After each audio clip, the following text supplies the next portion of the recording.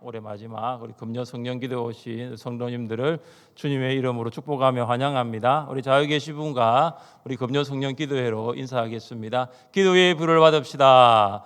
기도의 불을 받읍시다. 하나님께서 은혜를 사모하며 나오신 우리 성도님들에게 또 기도의 크신 은혜를 베풀어 주실 줄 믿습니다.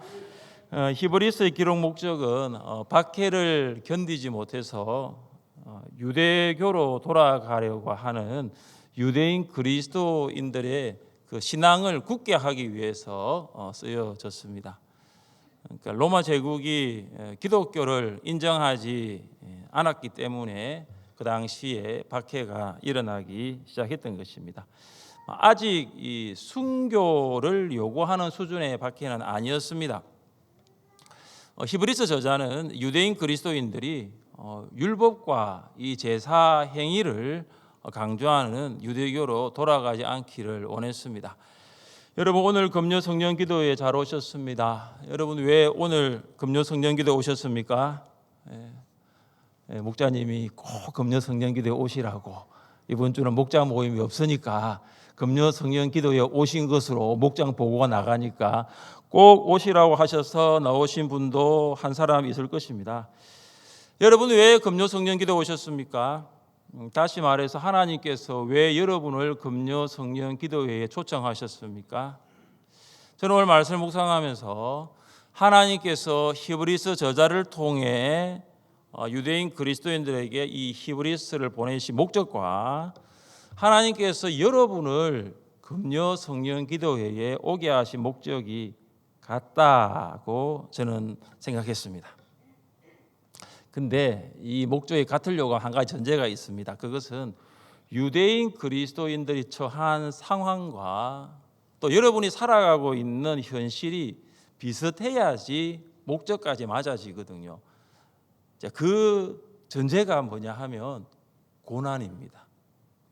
고난이 전제입니다. 유대인 그리스도인들은 신앙 때문에 고난을 받았습니다. 성도들도 세상을 살아가면서 믿음 때문에 여러 가지 고난을 받을 때가 많을 것입니다. 2025년 한 해를 한번 돌아보십시오. 내가 세상 속에서, 직장 속에서, 일터 가운데, 학교 가운데 하나님이 주신, 나에게 주신 그 믿음을 지키기 위해서 살아갈 때 받은 고난이 여러분에게 있다면 오늘 여러분은 오늘 이 말씀을 통해서 하나님이 여러분을 위로하여 주실 줄 믿습니다. 하나님께서 여러분에게 고난 앞에서 뒤로 물러가지 않기를 원하십니다. 하나님께서는 그 고난을 거뜬히 뛰어넘을 수 있는 용기와 믿음을 주실 것입니다. 그래서 오늘 기도회를 마치고 돌아갈 때는 어떤 생각을 합니까? 고난보다 더 크신 주님을 바라보아야 되겠다. 고난보다 더 크신 주님을 내가 믿고 신뢰하면서 세상 가운데 얼마 남지 않는 이 2025년 이 날들을 내가 믿음으로 살아나가야 되겠다.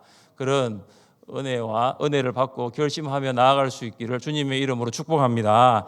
우리 14절 말씀 같이 한번 읽어보겠습니다. 14절입니다. 그러므로 우리에게 큰 대제사장이 계시니 성천하신 이 곧 하나님의 아들 예수시라. 우리가 믿는 도리를 굳게 잡을지어다. 아멘. 저자는 박해 가운데 있는 유대인 그리스도인들에게 큰 대제사장이 계심을 강조합니다. 여러분, 왜 저자가 유대인 그리스도인들에게 큰 대제사장이 있다는 것을 말씀하고 있는 것일까요? 이 질문의 해답은 유대인 그리스도인들이 기독교에서 유대교로 회귀하려는 이유에서 찾을 수 있습니다. 유대인들은 자부심이 한 가지가 있었어요. 어떤 자부심이냐? 우리는 대제사장이 있다. 이게 유대인들에 있어서 자부심이었습니다. 여러분, 대제사장은 레위 지파와 이 제사장들 가운데서 성막과 그리고 제사의 일을 담당하는 최고의 사람이었습니다. 그 사람이 대제사장이었습니다. 그래서 대제사장은 이 아론으로부터 시작을 해요. 그러니까 1대 대제사장이 아론이에요. 그 다음에 이래가 누구냐면 엘르아살이죠. 사실은 엘르아살은 장남이 아니었습니다. 나답과 아비후가 이제 죽게 되었을 때 이제 엘르아살이 이제 아버지 아론을 이어서 대제사장이 되죠. 그 이후부터는 이제 그 장자에게 이 대제사장이라는 이 직책이 계승되는데, 이 대제사장은 종신직이었습니다. 그리고 죽을 때까지 하는 거죠. 유대인들에게서는 이 대제사장이 있다는 것이 굉장히 큰 자부심이었습니다. 왜 그들이 자부심을 가졌냐 하면 이 대제사장이 하는 직무와 연관이 있습니다. 여러분, 대제사장은 매일 소제를 드립니다. 그리고 백성을 위하여 속죄제를 드리는 일을 합니다. 특별히 대제사장이 1년에 한 번 이스라엘 백성을 위하여 속죄제를 드립니다. 그것은 이스라엘의 종교력으로 하면 7월 12일 속죄일입니다. 이 속죄일은 대제사장도 유일하게 지성소까지 들어가는 날이 7월 10일입니다. 지금도 유대인들은 이 속죄일을 지킵니다. 그래서 욤 키프로라 해가지고 속죄일을 지금도 유대인들은 아주 중요한 날로 지키고 있습니다. 이 대제사장이 속죄일에 해야 하는 이 직무가 기록되어 있는 성경이 레위기 16장입니다.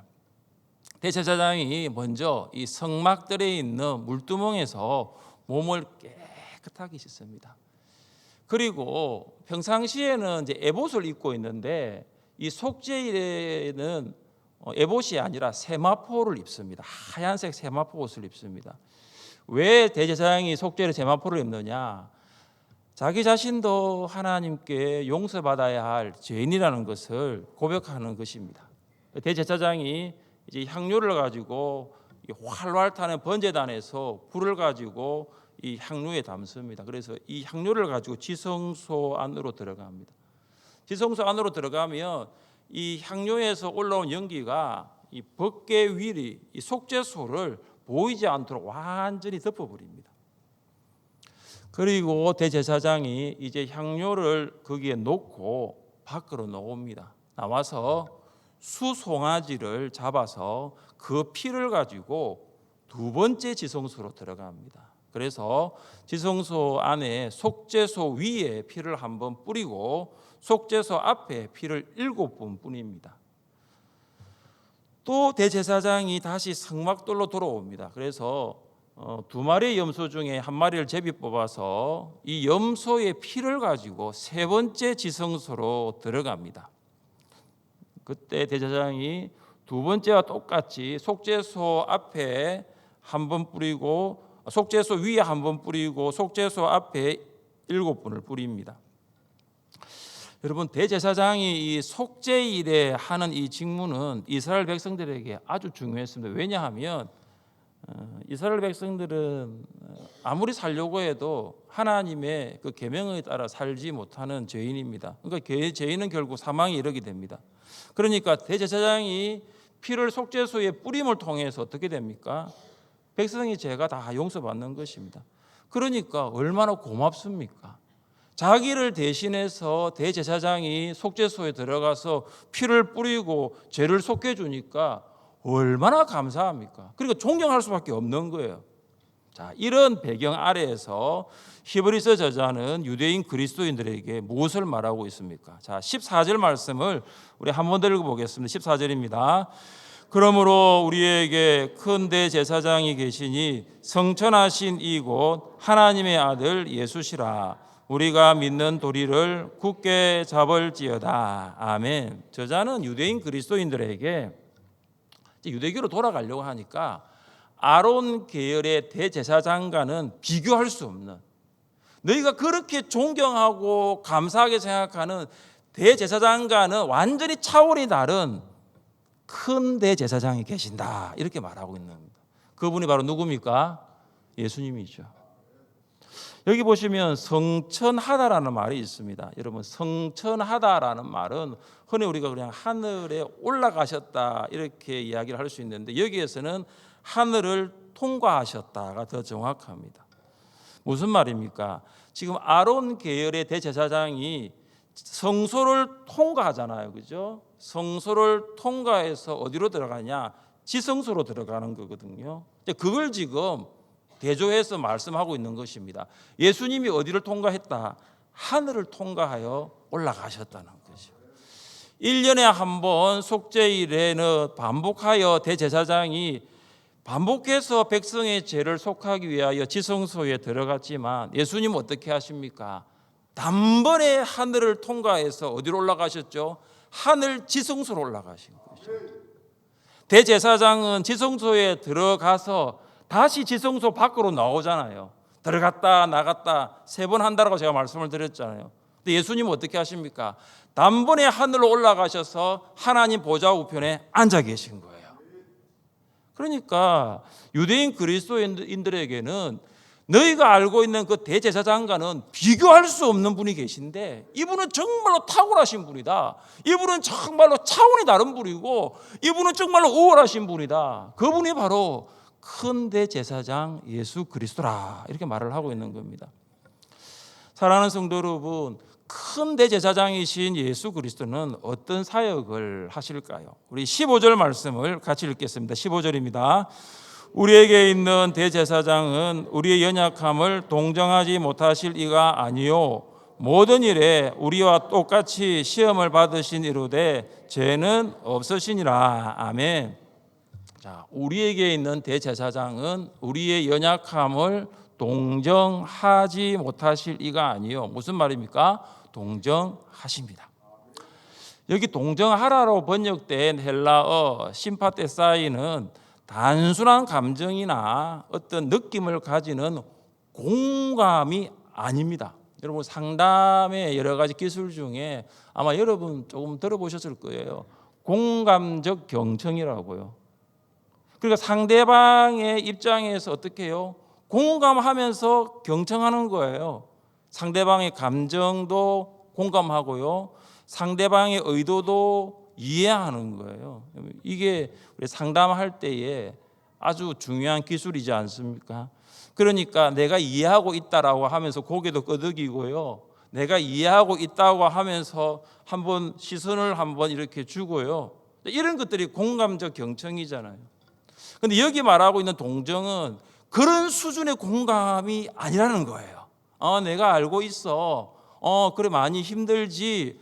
그래 많이 어렵겠구나. 그 정도의 공감적 경청이 아니라는 거죠. 여기 동정이 무슨 말입니까? 동정은 공감을 넘어갑니다. 공감을 넘어서 어떻게 실제로 도움을 주는 행동이에요. 그러니까 동정은 이 타인의 감정을 이해하고 반응하죠. 그리고 어디까지 들어가냐 하면 실제적인 도움을 주는 행동까지 들어가는 거예요. 우리의 큰 대제사장이신 예수님은 우리를 공감하시는 줄 믿습니다. 공감 정도가 아니에요. 우리를 도와주시는 분이십니다. 여러분 예수님이 나의 감정을 공감하시고 나를 실제로 도와주시는 분이심을 믿으십니까? 굉장히 중요하거든요. 왜 중요한지 아십니까? 예수님이 그런 분이시라는 걸 내가 믿을 때에 내 신앙이 달라지는 거예요. 그냥 예수님이 그래 많이 힘들구나 그 정도가 아니라 나를 도와주시는 분이심을 믿을 때에 완전히 달라지는 거죠.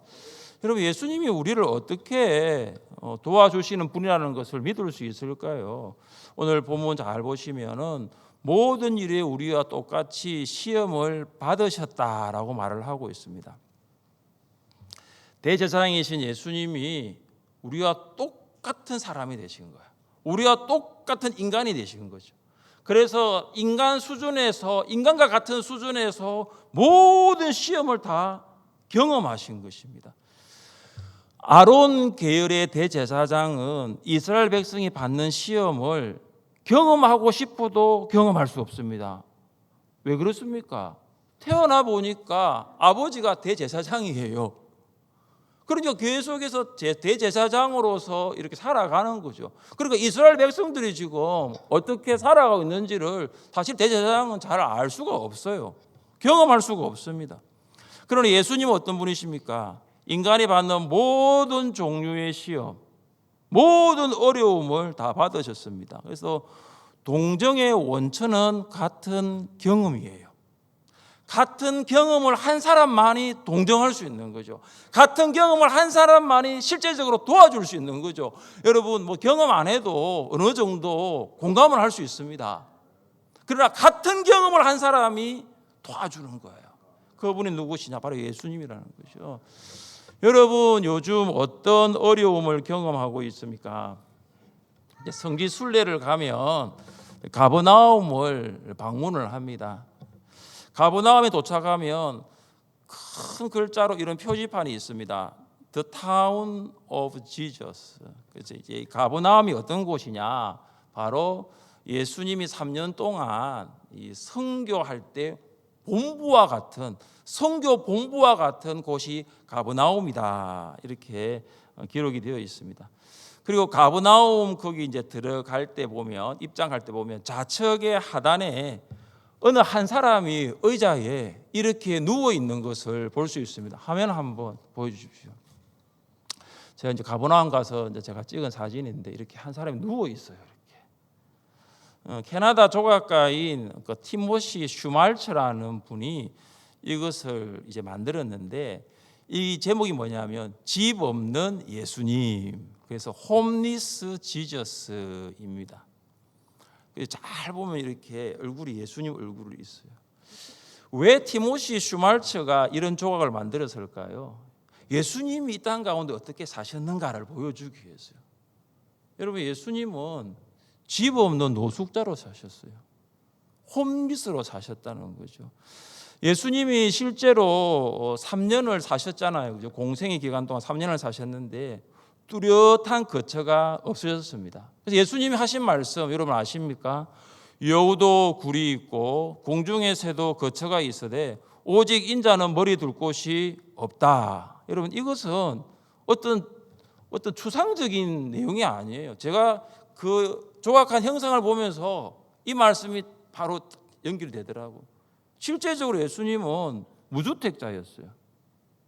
실제적으로 예수님은 자가가 없었단 말이에요. 경제적인 어려움을 겪으셨다는 말이에요. 우리 성도님들 중에 전세 계약이 끝나면 집 때문에 스트레스를 받으시고 또 집주인이 또 올리니까 또 나가야 되는 그런 분들 계시잖아요. 여러분 예수님이 그걸 다 경험하셨어요. 그래서 예수님이 여러분을 어떻게 하시죠? 동정하시는 거죠. 너 참 고생이 많지. 이 정도가 아니고 내가 도와줄게. 내가 너에게 힘이 되어줄게. 너의 도움이 되어줄게. 내가 실제적으로 내가 너를 도와줄게. 그런 분이 바로 예수님이시라는 거죠. 또한 예수님은 인간이 당하는 온갖 스트레스를 경험하셨습니다. 많은 스트레스 가운데 하나를 이야기하자면 배신이죠. 배신의 상처. 성인 남성을 포함한 2만 명이나 되는 사람이 예수님을 따랐습니다. 그들은 이 오병이어의 기적을 통해서 예수님이라면 배고픔의 문제, 경제적인 어려움을 해결해 주실 것이라고 기대했습니다. 그러나 예수님은 그들의 그 기대대로 임금이 되지 않겠다고 하셨죠. 그래서 예수님은 이렇게 말씀하셨습니다. 내가 너에게 줄 떡은 세상의 생명을 위한 내 살이다라고 말씀하셨거든요. 그러니까 구름처럼 몰려다녔던 사람들이 하루아침에 안개처럼 예수님을 떠나가 버렸습니다. 예수님이 이 사람들이 자기를 떠나갈 때 예수님도 좀 마음이 좀 그러셨는가 봐요. 그래서 가까이 있는 12명의 제자를 향해서 이렇게 말씀하셨거든요. 너희도 가려느냐. 사람들이 예수님을 따라오다가 다 가버리니까 예수님도 너희도 가려느냐. 이후 제자들도 예수님을 배신하였습니다. 제자들은 예수님 버리고 목숨 부지하게 도망갔죠. 예수님은 인간이 주는 이 배신의 상처 뿐만 아니라 하나님께서 주시는 영적 고통까지 경험하셨습니다. 그러니까 어떤 경험입니까? 버려둠을 당하는 경험, 버려지는 경험이에요. 나의 하나님 어찌하여 나를 버리셨나이까. 예수님은 우리가 살아가면서 경험할 수 있는 모든 것을 경험하셨어요. 그런데 여러분 한 가지 꼭 기억하십시오. 죄를 범하지는 않으셨습니다. 이게 우리와의 큰 차이점이에요. 여러분 우리는 어려움을 겪으면요 많은 경우 죄를 범합니다. 경제적인 어려움을 경험할 때 스트레스를 받거나 영적인 고통을 만나면요, 우리는 죄를 범할 때가 참 많아요. 그러나 예수님은 어떤 분이십니까? 우리와 동일한 육체로 계셨지만, 우리와 동일한 시험을 받으셨지만 죄를 짓지 않으셨다는 거죠. 이것이 무엇입니까? 모든 시험에서 승리하셨다는 거예요. 대제사장은 자신을 위하여 속죄제사를 드려야 할 정도로 연약한 죄인이었습니다. 그리고 무식하고 미혹된 백성을 용납할 정도로 연약함이 휩싸여 있었습니다. 그러나 대제사장이신 예수 그리스도, 아론 계열의 제사장과는 완전히 달랐습니다. 시험에 연약하지도 않으셨고 오히려 그 시험을 이기셨습니다. 그래서 예수님은 실제적으로 우리를 도와주시는 분이심을 믿습니다. 사랑하는 성도 여러분, 예수 그리스도께서 우리와 똑같이 시험을 받으셨다, 그리고 우리를 실제적으로 도우신다는 것을 믿으십니까? 이게 굉장히 중요하거든요. 제가 그러잖아요. 아까 말씀드렸잖아요. 예수님이 나를 도우신다, 예수님이 나의 필요를 아시고 나를 도우신다는 것을 아셔야지 그 다음 우리가 16절로 갈 수 있어요. 사실 우리가 이것을 알지 못하기 때문에 16절까지 오지 않는 거거든요. 자, 16절 같이 한번 읽어보겠습니다. 그러므로 우리는 긍휼하심을 받고 때를 따라 돕는 은혜를 얻기 위하여 은혜의 보좌 앞에 담대히 나아갈 것이니라. 아멘. 여러분, 이거죠. 예수님이 과연 어떤 분이신가를 내가 알아야지 16절 이어지는 거죠. 여러분, 우리는 은혜의 보좌 앞에 담대히 나아가야 됩니다. 구약시대 대제사장은 1년에 한 번 지성소 앞에 나아갈 수 있었다고 제가 말씀드렸죠. 그것도 그냥 못 나갑니다. 피를 가지고 나가야 됩니다. 염소를 죽이고 그 소를 죽인 그 피를 가지고 나가야 되는 거예요. 심지어 구약의 이스라엘 백성은 지성소 접근 자체를 할 수가 없었어요. 지성소 안에는 들어갈 수가 없는 거예요. 그러나 신약 시대는 어떻습니까? 누구든지 은혜의 보좌 앞에 나아갈 수 있습니다. 여러분, 누구든지 뿐만 아니에요. 제사장이라도, 대제사장도 1년에 한 번 나갔잖아요. 그것도 7월 10일 365일 중에 하루 나갔는데 은혜의 보좌 앞에는 언제든지 나갈 수 있는 거예요. 유대인 그리스도인들은 언제든지 은혜의 보좌 앞에 나아갈 수 있습니다. 여러분, 우리가 보좌라고 하면 이 왕의 보좌를 이야기를 합니다. 이 고대 통치자들의 보좌는 어떤 보좌냐? 은혜의 보좌가 아니에요. 공의의 보좌입니다. 그러니까 왕이 높은 보좌에 앉아 있습니다. 그래서 법을 어긴 사람을 추궁하고 그 사람에게 벌을 내리고 심판을 내리죠. 그래서 백성은 왕의 보좌에 나가는 것을 원치 않습니다.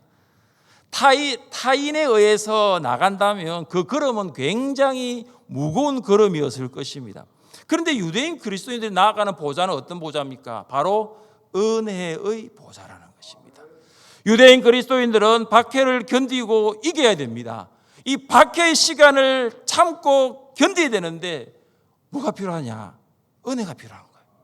여러분, 은혜가 아니면 박해를 견딜 수가 없어요. 은혜가 아니면 박해를 이길 수가 없어요.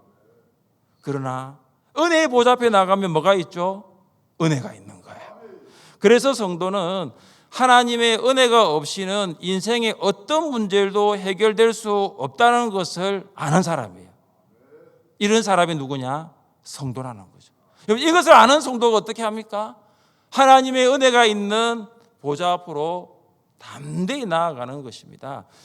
구약의 대제사장은 두려움으로 지성소 속죄소 앞에까지 나아갔다면 유대인 그리스도인들은 어떻게 나갑니까? 담대함으로 어디까지 나갑니까? 하늘의 지성소까지 나아가는 거예요.